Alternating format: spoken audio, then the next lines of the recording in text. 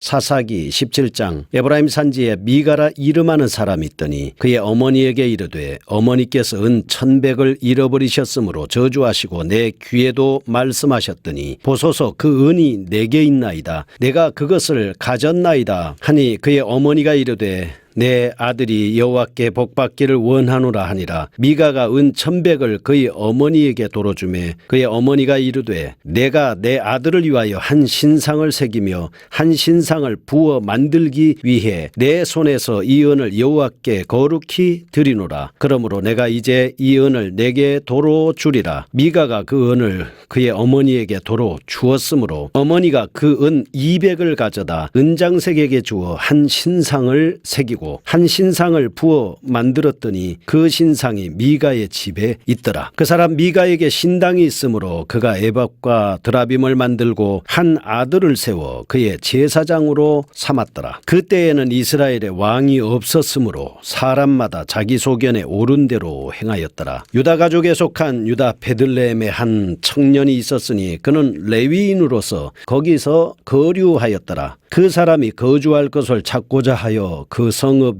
유다 베들레헴을 떠나가다가 에브라임 산지로 가서 미가의 집에 이르매 미가가 그에게 묻되 너는 어디서부터 오느냐 하니 그가 이르되 나는 유다 베들레헴의 레위인으로서 거류할 곳을 찾으러 가노라 하는지라. 미가가 그에게 이르되 내가 나와 함께 거주하며 나를 위하여 아버지와 제사장이 되라. 내가 해마다 은열과 의복 한 벌과 먹을 것을 주리라 하므로 그 레위인이 들어가더라. 그 레위인이 그 사람과 함께 거주하기를 만족하게 생각했으니 이는 그 청년이 미가의 아들 중 하나같이 됨이라. 미가가 그 레위인을 거룩하게 구별하며 그 청년이 미가의 제사장이 되어 그 집에 있었더라. 이에 미가가 이르되 레위인이 내 제사장이 되었으니 이제 여호와께서 내게 복을 주실 줄을 아노라 하니라. 사사기 17장입니다. 미가가 우상 숭배하는 모습을 볼 수가 있습니다. 지금까지는 사사들을 중심으로 이스라엘의 종교적, 사회적, 정치적인 배경들에 대한 말씀을 기술했습니다. 17장의 초점은 사사들이 아닌 평범한 이스라엘 백성들의 일상사에 맞춰져 있다 이렇게 말할 수 있습니다. 그래서 하나님의 주권에 대한 인식이 없고 사람마다 자기 소견에 옳은 대로 행하던 시절에 이스라엘 백성들이 어떠한 생활을 해왔는가를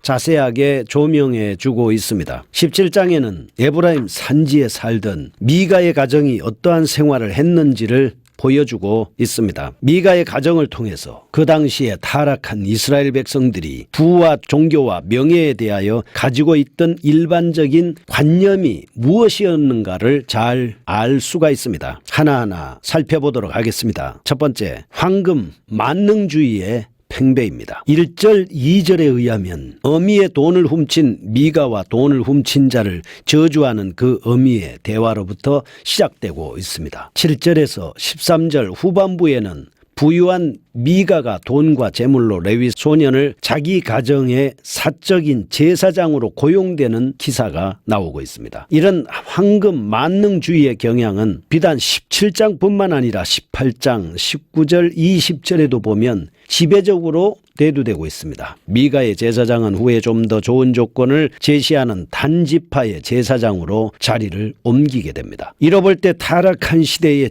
대표적인 양상들이 그 당시에 이스라엘에서도 팽배했다라고 하는 것을 볼 수가 있습니다. 종교 혼합주의, 타락한 당시의 이스라엘 종교, 여호와의 종교로서의 모양만 있었습니다. 실상은 가나안 종교와 완전히 혼합 변형된 것이었습니다. 우리 예수 그리스도교, 우리가 믿는 기독교도 순수한 기독교로서의 본연의 모습을 가지려고 하면 하나님의 말씀에 철저하게 기초해야 됩니다. 예를 들어서 3절과 4절에 보면 돈으로 우상을 만듭니다. 그 돈을 여호와께 바치는 것처럼 되어 있습니다. 5절에 보면 가정 수호신인 드라빔을 가졌다고 해서 여호와의 제사장인 것처럼 행세를 합니다. 참 웃긴 모습을 여기서 볼 수가 있습니다. 2절에 미가의 어머니 미가를 저주합니다. 복술, 점, 마술 등과 함께 이방 종교에서 주로 사용되는 우상 숭배의 행위다 이렇게 볼 수가 있습니다. 성경적인 의미와 저주와는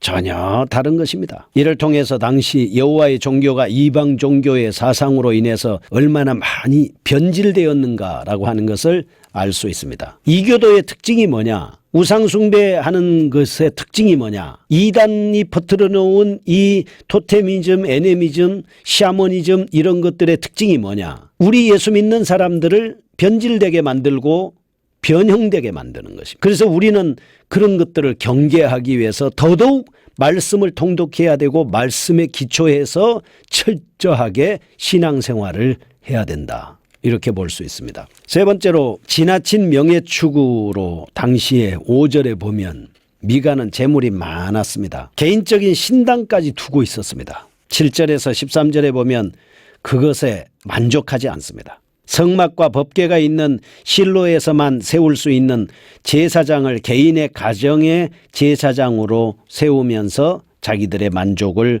추구하고 있습니다. 개인의 가정의 제사장으로 함부로 세울 수 있는 겁니까? 제사장은 아론 계통의 자손에서만 나올 수가 있고 그 제사장은 철저하게 제사장을 세우는 법칙에 의해서 제사장이 세워야 되는데 자기들 멋대로 한 것입니다. 특히 12절에 보면 제사장도 아닌 미가는 레위 소년을 제사장으로 세웁니다. 그를 거룩히 구별하는 의식을 행했습니다. 의식을 행할 자격이나 있습니까? 곧 그 자신을 사이비 종교의 교주와 같은 위치로 끌어올린 행위다 이렇게 볼 수 있습니다. 이러한 미가의 행위를 볼 때 우리는 그 당시 사람들이 얼마나 현재적인 명예 추구에 골몰했는가라고 하는 것을 짐작할 수가 있습니다. 1절에서 6절 보겠습니다. 미가가 새긴 우상과 신당을 살펴봅니다.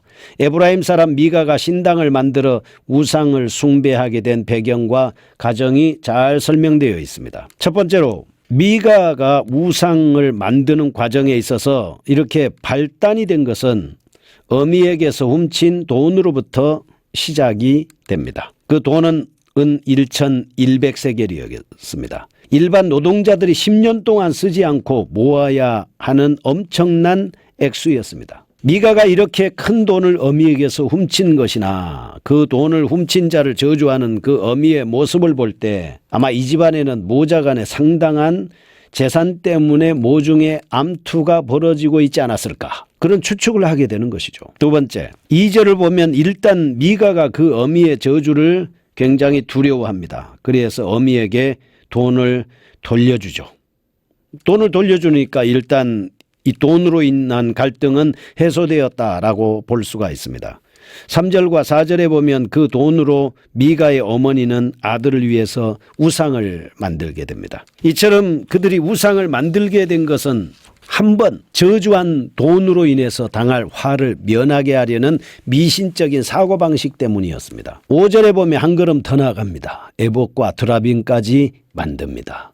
아주 마음대로 하는 것이죠. 이것은 저주를 면할 뿐 아니라 현실의 복을 구하는 기복신앙에서 비롯된 것이다 볼 수 있습니다. 결국 그러한 그들의 행위는 우상 숭배자의 종교적인 심성을 잘 드러내주고 있습니다.